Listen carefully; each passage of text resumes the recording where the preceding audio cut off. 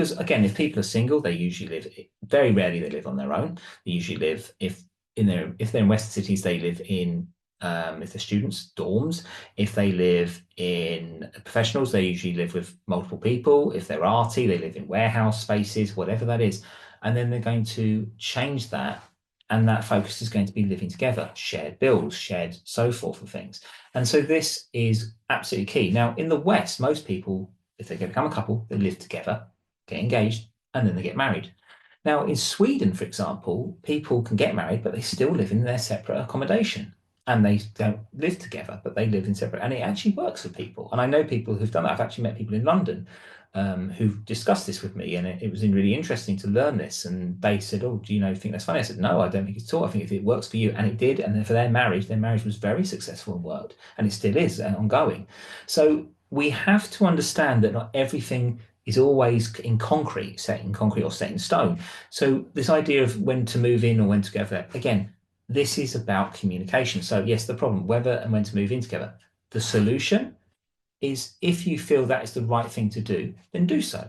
If you don't, then discuss it why you don't and why you feel that it may be that you want to live alone because there's certain ways you want certain things. Maybe it's the way you're used to things. And also the other thing as well is sometimes there's an eBay advert in the UK at the moment where a couple move in together and she's looking at selling things he's got and thinking, oh, get rid of that for free and do this and do that.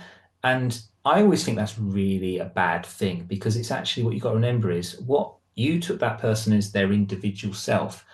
And you've got to think that actually some of these things actually are part, if they're not being used, I can understand getting rid of them, but some things are actually people have collected, some people have kept, some people have used, and it's something they actually they have attachment. Most people don't, belongings generally some people just get rid of if it's, so it's a broken chair, that's just ridiculous, get rid of it. And I think, but these are sort of things people have to look at. So I think it's just always about the open communication, not trying to change people, and then that will help in the living arrangement decisions. So, and this goes into the wider community of when you're going to get engaged in a situation, is family planning views. And this discussion is about children and parenting styles. So discussing children, some people, they want to get engaged, I think, and one person says, I don't want children. The other one says, okay, I accept that, you don't want children. But it can change.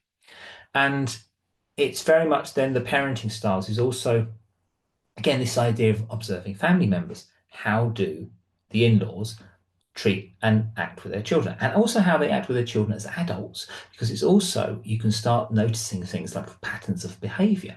So the parenting styles is very important, and it's about sitting down and also remembering that your family is going to work another way. This especially works with mixed relationships because some people have come from a background where, they see discipline as smacking, for example. This is a good topic. So some people think that smacking a child is the best way of disciplining them. And some people feel that talking to them, not talking down to them, talking to them and reasoning with them and coming up with a quiet corner, quiet time, going meditation. There's many different ways of doing this. I'm just giving examples here. So discussion about children and parenting styles is actually, again, the problem is there. Does that conflict? Actually, when you get the solution, is coming up with a cohesive way of how you work. Because there is one thing about children, they always learn which parent is the easiest one to negotiate, to manipulate, and so forth.